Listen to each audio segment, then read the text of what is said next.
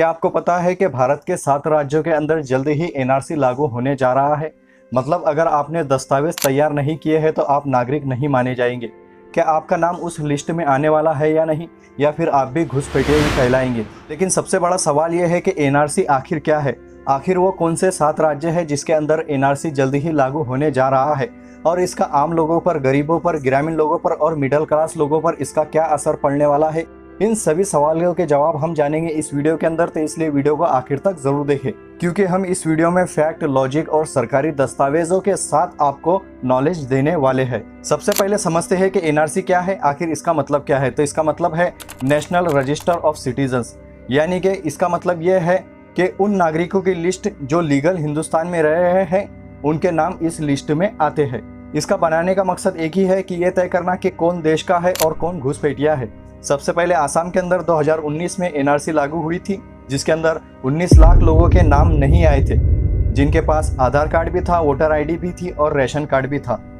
यहाँ तक कि बहुत सारे ऐसे भारतीय जवान भी थे जो सेना में थे, लेकिन उनके नाम भी इस एनआरसी लिस्ट से बाहर हो गए थे। तो उनके नाम इस लिस्ट से बाहर क्यों हो गए? क्योंकि उनके पास वो दस्तावेज नहीं थे जो सरकार ने उनसे मांगे थे। दूसरा सवाल ये उठता है कि एनआरसी सिर्फ आसाम के लिए ही महदूद थी, तो फिर बाकी 7 राज्यों में ये क्यों आ रही है? तो इसका जवाब यह है कि 2025 की शुरुआत में ही गृह मंत्रालय ने यह रिपोर्ट जारी की थी, जिसमें यह कहा गया था कि इन 7 राज्यों में इंटरनल सिक्योरिटी और घुसपैठियों की समस्या ज़्यादा हो गई है। और उन 7 राज्यों के अंदर आते हैं बिहार, उत्तर प्रदेश, बंगाल, आसाम, जो पहले से ही जिसमें एनआरसी लागू हो चुकी है। इसके बाद आता है मिजोरम, नागालैंड और त्रिपुरा। इन 7 राज्यों में जो है जल्द ही एनआरसी लागू होने जा रही है। सरकार का सीधा कहना है कि इन 7 राज्यों में एनआरसी लाकर इंटरनल सुरक्षा जो है मजबूत की जाएंगी। अब असली सवाल ये आता है कि अगर एनआरसी लागू होती है तो आपको कौन कौन से डॉक्यूमेंट दिखाना होगा।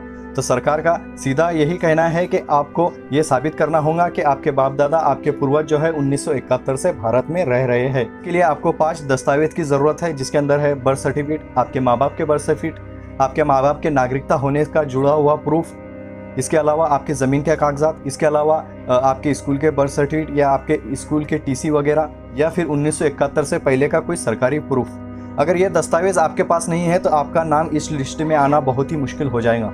अब जानते हैं कि इसका आम जनता के ऊपर, गरीबों के ऊपर क्या असर पड़ने वाला है। सोचिए, एक गरीब किसान है जिसके पास ना घर है, ना कागजात है, ना कोई सर्टिफिकेट है, ना ही बर्थ सर्टिफिकेट है, तो क्या वो नागरिक कहलाएगा या नहीं? तो इसका सीधा सीधा असर सबसे ज़्यादा जो है गरीबों के ऊपर पड़ने वाला है, ग्रामीण भाग में रहने वालों के लोगों के ऊपर पड़ने वाला है, मिडिल क्लास के ऊपर पड़ने वाला है, जिनके पास ना घर रहते हैं, ना दस्तावेज रहते हैं, या फिर जिनके दस्तावेज अभी भी तहसील के अंदर दबे हुए हैं।